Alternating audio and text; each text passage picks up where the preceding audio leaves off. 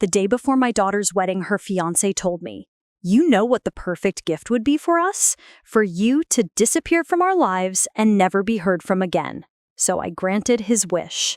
I sold the apartment overlooking Central Park, the one they'd already started calling their apartment, and I left an envelope at every single guest's place setting. What was inside is going to follow him for the rest of his life. I'm 60, widowed, and I've lived in New York City long enough to know when someone's full of it. I wasn't born rich. I grew up in Queens, worked my way through nursing school, married a nice, nerdy computer guy back before tech was sexy. We had one child, my daughter, Hannah. When my husband's company finally cashed out, he did something I will always love him for. He paid off our modest apartment and traded it up for a 2-bedroom co-op overlooking Central Park. Security, he called it. If something happens to me, I want you two taken care of. Of course, something did happen to him, a heart attack at 56. One ordinary Tuesday, he went to work and never came home. That view of the park became both a blessing and a cruel little reminder. Look how far you got, and look who isn't here to enjoy it. I kept working for a while, then shifted to consulting and eventually retired early. Modest, comfortable. I'm not crazy rich, but between the apartment, some investments, and my husband's life insurance, I was doing just fine. Hannah grew up in that apartment, learned to walk on those floors, sneaked out of that lobby, cried on that tiny balcony after teenage breakups. She worked hard too, got a marketing job. She's smart, funny, stubborn, and unfortunately a sucker for a certain kind of charming idiot. Enter Nathan. Tall, nice hair, that casual tech bro arrogance that younger women seem to confuse with confidence. Founder of a startup, which as far as I could tell was a glorified app idea and a lot of networking events with bad wine. The first time she brought him to the apartment, he looked out at the park and said, "Man, imagine waking up to this every day. You're so lucky, Hannah." Not you, plural, not you and your mom, just Hannah. That was my first little red flag. It was quiet, but it was there. I'm not naive. I know people marry for all sorts of reasons, but there was a specific texture to the way he talked about money. Joking but not joking comments about old money, about boomer real estate, about how our generation hoarded assets and theirs got left with avocado toast and vibes. It was always wrapped in humor, but there were calculations behind his eyes. Hannah, meanwhile, was head over heels. She'd glow when he texted, laugh at his dumbest jokes, defend his flakiest behavior with, "He's just stressed, Mom. The startup is his baby." I wanted to like him. I really did. I know how much it means to your child when their partner and their parent get along. But the thing about getting to 60 is you've seen this movie before. The entitlement didn't show up all at once. It kind of seeped in around the edges. Little things at first. "Babe, why is your mom still working? With this place, she could just relax and enjoy life," he said one night over takeout like I wasn't sitting 6 feet away. "I like working," I said. He smiled. That tight, polite smile men give when they've decided you're quaint and irrelevant. "Of course," he said.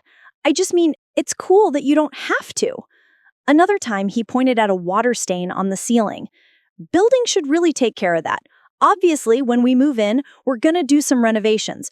Open this wall, better lighting, maybe a little bar right here." I said, "If you move in anywhere, it will be because your name is on the lease or the deed, not because you've annexed my living room in your imagination." He laughed like I was delightful. He said, "Of course, Linda, you've got great bones here."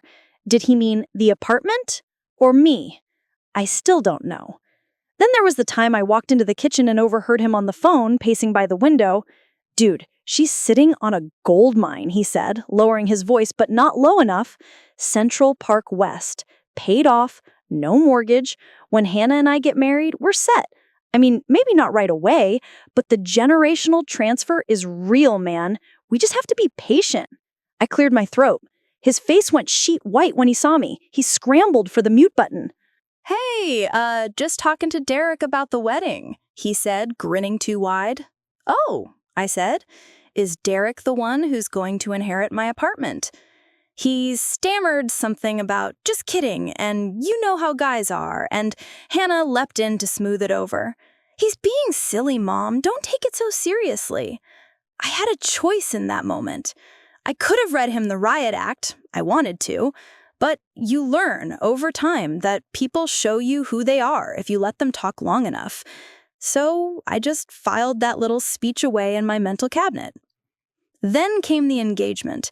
He proposed in some Instagrammable restaurant with fairy lights and staged photos. Hannah called me crying with joy. He wants us to build a life together, Mom. He really loves me. I believed he loved what came with her. Wedding planning was enlightening. Apparently, my role was checkbook and quiet smile. They booked a venue in Brooklyn and put down deposits I thought were irresponsible for two people whose finances were, frankly, flimsy. Every time I gently asked about budgets, they'd say, "We're fine, Mom. The app is taking off. We have plans." Their plans seemed to involve my bank account more than anything else. One night over dinner, they brought up the topic. "So," Nathan said, swirling his wine like he'd seen in a movie, "we wanted to talk to you about the apartment." "We?" I said. "Or you?" He and Hannah exchanged a look. "Babe, I'll just say it," Hannah said, taking my hand. "We were thinking, instead of you spending money on, like, a big wedding gift, maybe the best gift would be transferring the apartment now. You know, while you're still around to see us enjoy it." "Transferring," I repeated. "Like, signing it over to you?" Hannah squeezed my hand. "Think of it as starting our life, the way Dad wanted security for us. You'd still live here, obviously. Just, everything would already be in our names. It would simplify things down the line." Nathan jumped back in. "And, like, tax-wise, it's actually super smart if we—" I held up my hand. "I am not signing away my home while I'm alive," I said. Calm. Simple. When I die, whatever is in my will is in my will. Until then, this is my roof and my security. The temperature dropped 3 degrees at that table. Hannah's face fell. "Mom, that's not what we're saying. It's exactly what you're saying. I love you, but no." Nathan leaned back, mask slipping just a bit. "I mean, it's your decision, obviously. It's just kind of old school to hoard assets when housing is so impossible for our generation." "Hoarding?"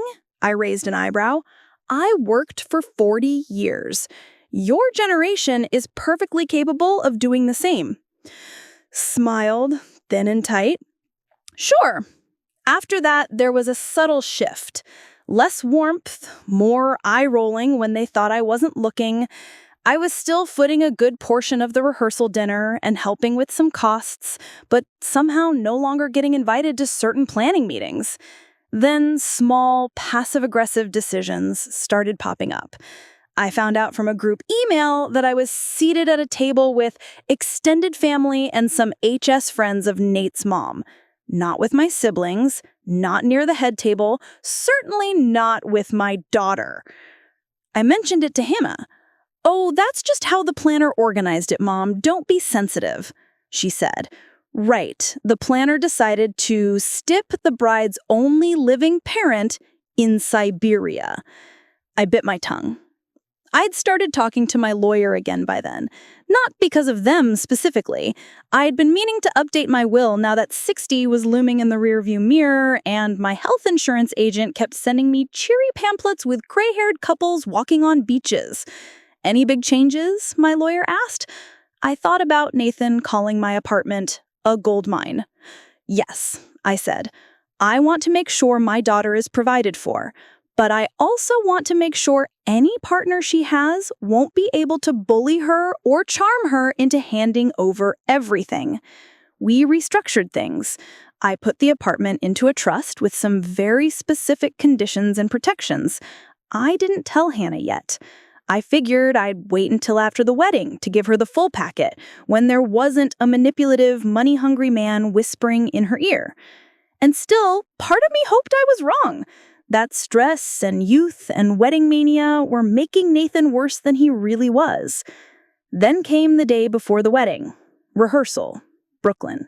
Industrial chic venue, exposed brick, Edison bulbs, a bar menu full of cocktails with ironic names. I showed up early like they asked, wearing the dress Hannah had approved so I wouldn't clash with the bridesmaids.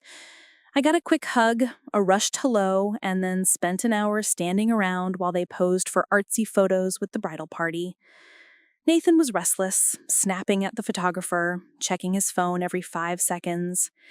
At one point, I saw him looking toward the entrance, almost like he expected someone more important to arrive. Between run-throughs, I stepped outside for air. My knees don't love standing on concrete for that long anymore. Out back, near where they'd set up a little smoker's area with a couple of benches, I heard voices. I recognized Nathan's, low and irritated, and my daughter's, tense and pleading. I didn't intend to eavesdrop. I went to turn away, then I heard my name. "I'm just saying, she's going to find a way to make this about her," Nathan was saying. "She always does. The tears, the I miss your father thing, it's exhausting, Han." "That's not fair," Hannah said. "She lost Dad. She's still—" "That was 10 years ago. She weaponizes being a widow. And she guilt-trips you with money. If she cared about our future, she'd stop being so selfish about that apartment and just—" My ears were ringing. "She's not selfish," Hannah said, but her voice had less conviction. "She helped with the deposits and—" "Yeah, because she has it," Nathan snapped. "But you and I are out here actually grinding. What has she sacrificed? If she really wanted to do something meaningful for us, she'd sign over that place, we'd sell it, and we'd have capital.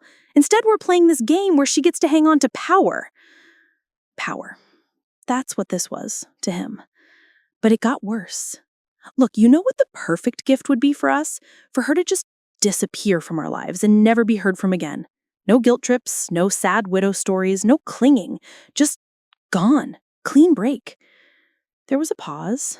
I imagined my daughter's face. "You don't mean that," she said, but she sounded unsure. "I mean, I'm tired of her," he said. "I'm tired of how much space she takes up in your head. We're starting a new family tomorrow. I want us to be the center, not her and her rent-controlled trauma kingdom." I felt something cold settle in my chest. Rent-controlled trauma kingdom. That's what my life boiled down to for him.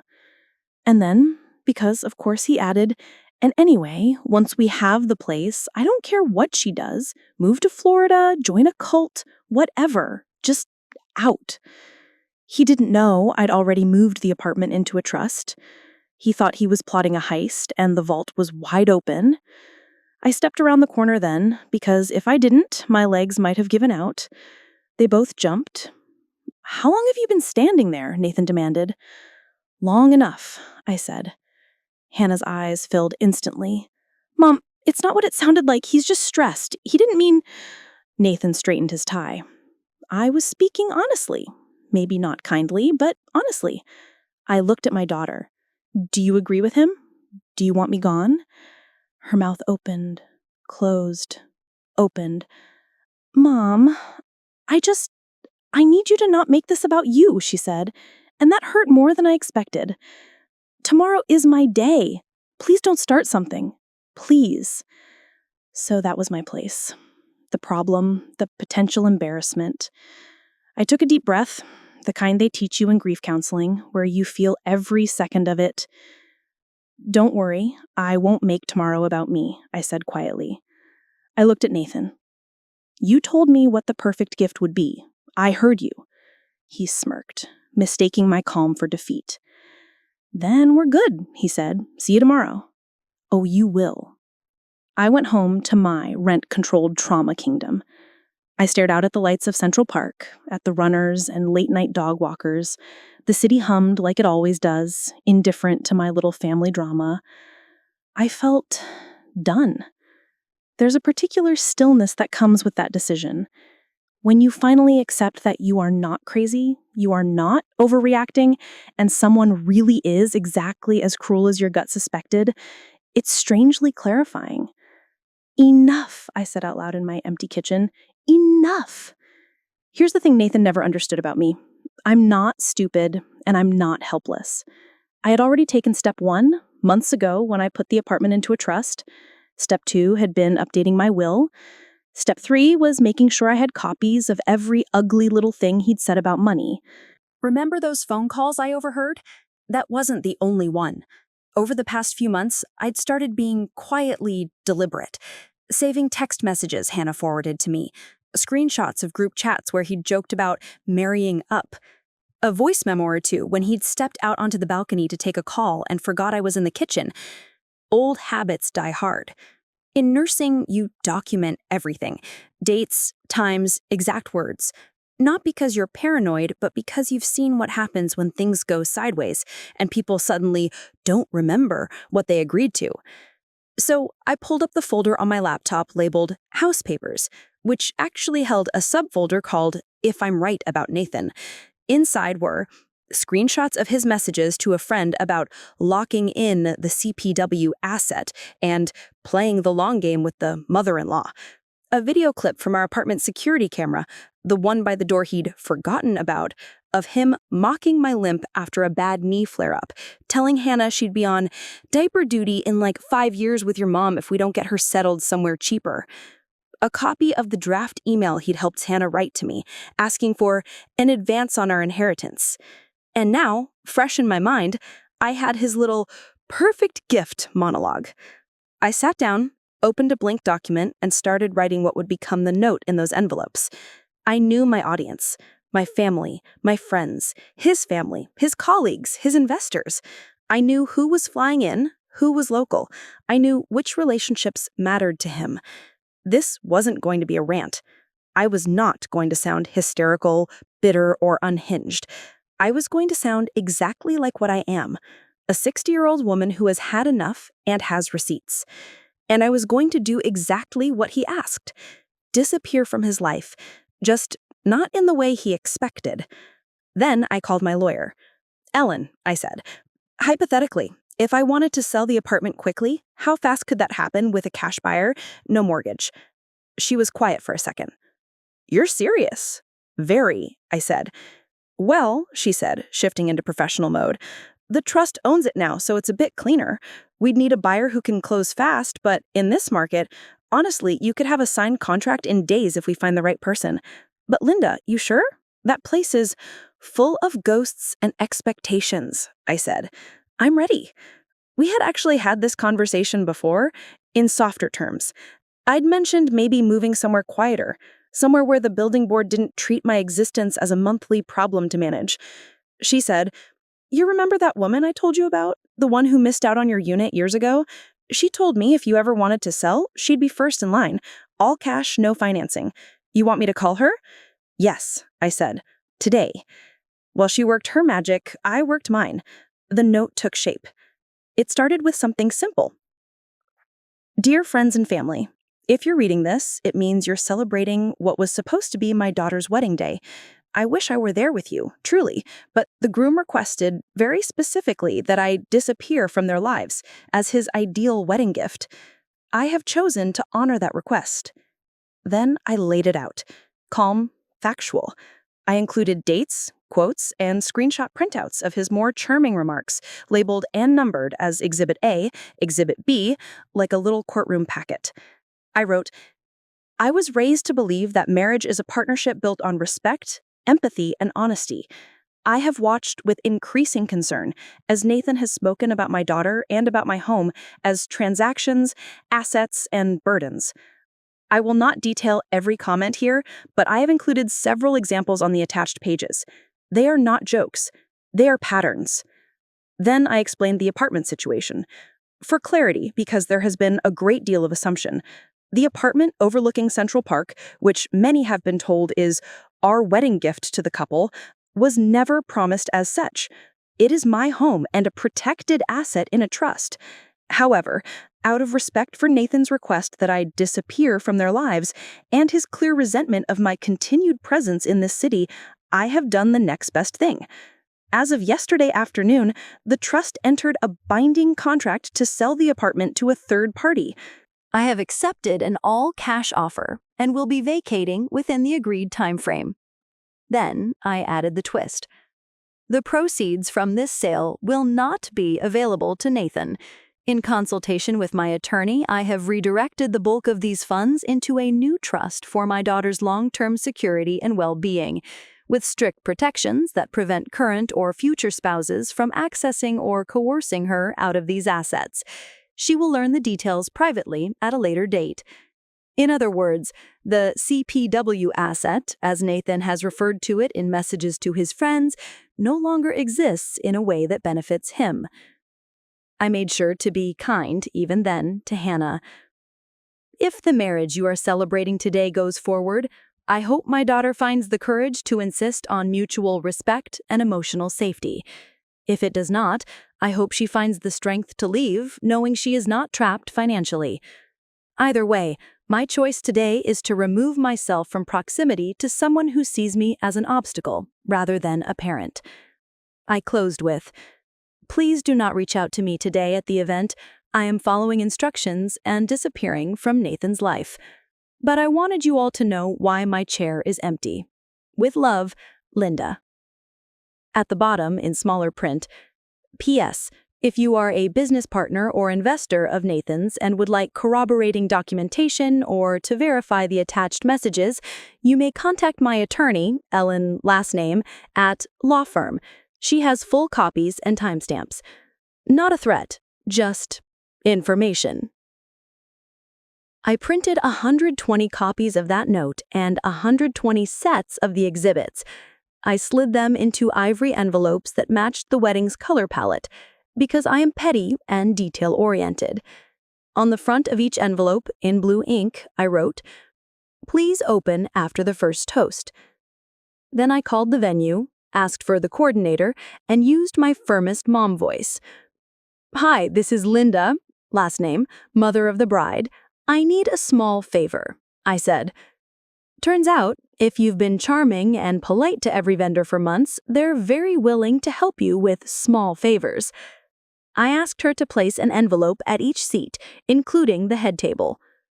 "Oh, like little notes?" she said. "Something like that," I replied. Finally, I made one last call to my therapist. I've been seeing her off and on since my husband died. She's a short, sharp woman who doesn't let me get away with minimizing my own needs. "I need you to tell me if I'm being vindictive," I said, and laid it all out. She listened. Then she said, "You're not being vindictive. You're setting boundaries in the only language this man seems willing to understand. Consequences. You're not endangering anyone. You're telling the truth. That's not cruelty, Linda. That's clarity." So, plan approved. I packed a small suitcase. Just enough for a few days away. I'd deal with the full apartment move after the dust settled. I booked myself a room at a quiet little inn upstate overlooking a lake. Cash, because I like the symbolism. The next morning, while the wedding party was taking photos and getting their hair sprayed into helmets, I left my keys on the kitchen counter for the eventual buyer and rolled my suitcase out the door. Nathan wanted me gone, so I went. I didn't go to the ceremony. I did send Hannah a text that morning. "I love you. I will always love you. I'm honoring Nathan's request and giving you both space. It's not because I don't care. It's because I care enough not to be where I'm not wanted. Mom." She didn't respond right away. I turned off my phone for the drive. I didn't trust myself not to read messages and spiral. I let the GPS do the work and focused on the road, the radio, the simple act of leaving the city. By the time I checked into the inn, the ceremony would have been starting. I imagined her in her dress. I pictured her walking down the aisle with no one on her arm because she'd refused my offer. She didn't want anyone taking Dad's place, which I respected. I wondered if she'd look for my face in the crowd and feel relief or loss. At the front desk, the young woman checking me in said, "Oh, how lovely, a solo weekend. Special occasion?" "Just making good on a promise," I said. I went up to my room, opened the window, and let in the smell of the lake. No car horns, no sirens, just water, birds, and faintly, someone's terrible country playlist drifting from a boat. Then I turned my phone back on. It vibrated like a living thing. Calls, texts, voicemails poured in. Mom, where are you? Please tell me you're still coming. Nathan said you're trying to ruin the day. What did you do? Her next text, 10 minutes later. What did you mean giving us space? What's going on? Then my sister. Okay, what the hell did you put in these envelopes? People are freaking out.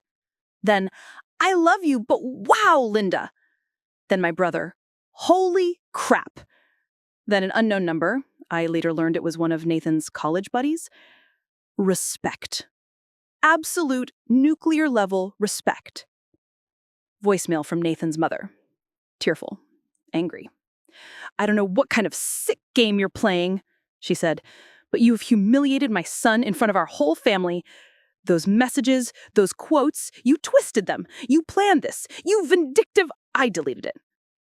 Then there was a voicemail from Hannah. Just breathing for a second. Then, Mom, I don't understand. I can't. I need to talk to you. Please pick up. Please. I didn't. Not yet. I knew the chaos was still unfolding, and anything I said in that moment would just get swallowed by the hurricane. Later, my sister filled me in on what happened at the venue. They'd finished the ceremony. Hannah walked down the aisle, radiant and shaking. They said their vows, hers, sincere, his apparently a little too heavy on building a legacy for some people's taste. Photos, cocktails, then everyone moved into the reception hall.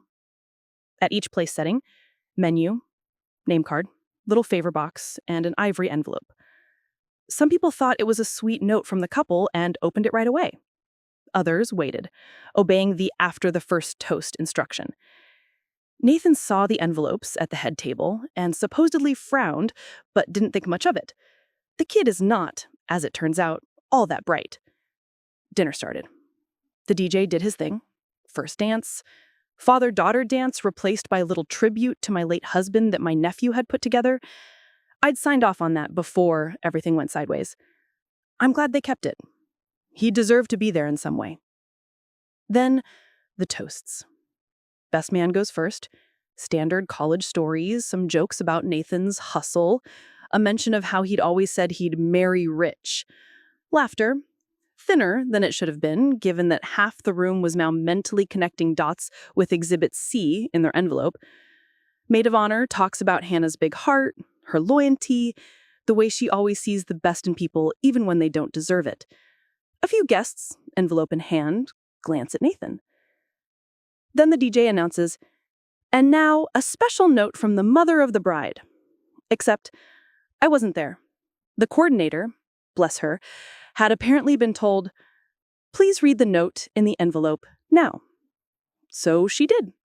She read my letter aloud, into the microphone, every word. My sister said you could feel the air change around the part where I said, Nathan requested that I disappear from their lives as his ideal wedding gift, and then colder at CPW asset, and then absolute iciness when I mentioned the sale of the apartment and the trust that locks him out. People started opening their envelopes en masse, flipping to the attached screenshots, reading his messages. There he was, in his own words. Once we lock down the CPW place, we're basically set. Even if the startup tanks, we've got a 2 to 3M backstop. Her mom's annoying, but she's not going to live forever, just playing the long game. There was the video still of him mimicking my limp, captioned with the date, and security camera 4B entrance. There was the message where he said, Hannah's sweet but naive. Her mom's the real battle boss. Once we crack that, it's easy street. My sister told me Hannah's face went from confused to ashen to something like horror. Nathan grabbed for the nearest envelope, skimmed it, and then started shouting, This is out of context. She's insane. She's been spying on us. Someone at a nearby table muttered, Man, you literally wrote, once we have the CPW asset. That's not exactly love poetry. A couple of his tech friends looked like they wanted to disappear under the table. His mother was crying. His father was red-faced and stone silent in the way of men who suddenly realize their son is not the person they thought.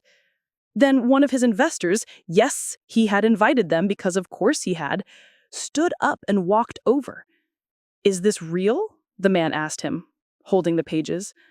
Nathan blustered. "She's crazy. She's obsessed with her apartment. That's not what I asked. Are these your messages?" Nathan didn't answer. Which was an answer. Another guest, a cousin of mine who works in finance, said loudly enough for several tables to hear, "Honestly, if he talks about his mother-in-law like this, imagine what he says about you when you're not in the room." The room started to buzz, a low, angry sound. And my daughter. My sister said Hannah sat very still through the reading of the letter. Then she picked up the exhibits with shaking hands and read every page. Twice. Then she stood up. "Nathan," she said quietly, "did you really say you wanted my mom to disappear?" He started with, "Babe, you know I just Did you," she repeated, "say that the perfect gift would be for her to disappear from our lives and never be heard from again?" He tried to walk it back. "You know how I get when I'm stressed. I exaggerate. Your mom is being manipulative. Hannah held up the page where he'd written, "Marrying up" and "asset."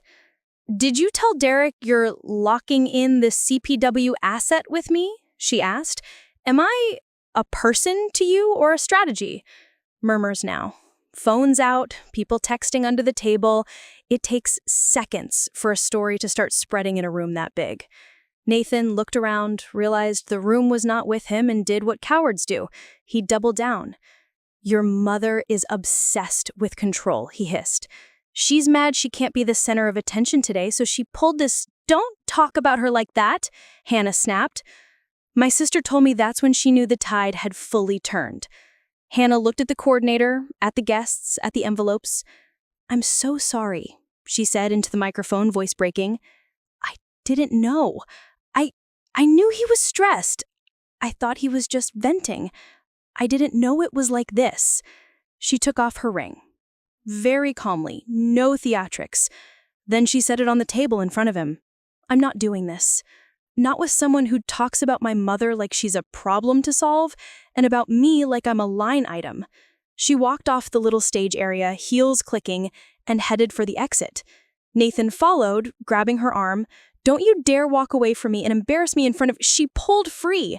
"Embarrass you?" she said, loud enough for everyone to hear. "You did that all by yourself." The room applauded. Not politely, not awkwardly, they full-on cheered. Nathan's mother fainted. Apparently.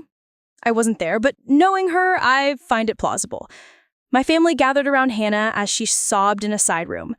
My sister told me she kept saying, "I'm so stupid, I'm so stupid." And my sister kept telling her, "No, honey, you're just trusting. That's not the same thing." As for Nathan, he tried to salvage what he could. He cornered his investors, trying to spin this as family drama and my crazy mother-in-law attacking me. One of them, the one who'd called me later, said, "Look, man, I'm not judging your personal life, but seeing you talk like this about someone whose money you're clearly counting on, that's not a great look for a founder. If this is how you view partners, I'm out." He pulled his funding pledge. 2 others followed suit over the next week. The night ended not with a big send-off and sparklers, but with guests slipping out quietly, some leaving their envelopes on the table, others tucking them into bags like evidence. The DJ, bless his heart, tried to salvage the mood by putting on some upbeat music. No one danced. The bar did very well, though. You can scorch a field in an hour, but it takes time to see what regrows. The next morning, I was sitting on the little deck at the inn, sipping terrible coffee and watching the mist lift off the lake when my phone rang. Hannah. I answered. She sounded like she had aged 10 years overnight. "Mom," she said. Then nothing for a few seconds but breathing. "I'm here," I said. "I'm listening." "You sold the apartment." "Yes," I replied. "I did. I'd been thinking about it for a while. Yesterday just helped me decide. And you did the trust thing, the investor stuff, the letter. Yes. You humiliated him. I told the truth. I refused to keep his secrets for him. He humiliated himself. Silence again. Then small. Did you really hate him that much? I hated the way he treated you, and the way he talked about me like I was furniture with a price tag. I thought he loved me. I think he loved the life he thought he'd have with you, which is not the same thing. He exhaled shakily. I should have listened to you, she said. You should have listened to yourself, I countered. I wasn't the one who called off the wedding. You did that, on your own. I'm proud of you for that, by the way. She started to cry again. Everyone saw, Mom. All those people. His family hates me. They said I ruined his future. His future was built on a foundation of my money and your denial, I said, perhaps a bit sharper than I intended. It needed to be ruined. Where are you? She asked. Upstate, I said. On a lake. The coffee's terrible, but the air is good. She let out a broken little laugh. Can I come? She asked. And just like that, the ice around my heart cracked. Yes, I said. Of course. I'll text you the address. It took her a few hours. She'd stayed the night at my sister's, too overwhelmed to go back to the apartment Nathan had half moved into. My sister drove her part way, then she took an Uber for the last stretch, because, as she put it later, I needed to arrive under my own power. When she walked into the inn's tiny lobby, she looked wrecked. Mascara stains, red eyes, hair in a messy bun that had clearly lost a battle with 47 bobby pins. She also looked like my little girl again. We went up to the room. She sat on the edge of the bed and just cried. Not pretty, cinematic tears, ugly, hiccuping sobs. I'm so sorry, she kept saying. I'm so sorry I didn't believe you. I'm so sorry I let him talk about you like that. I'm so sorry I thought you were just being dramatic about the apartment. I let her get it out.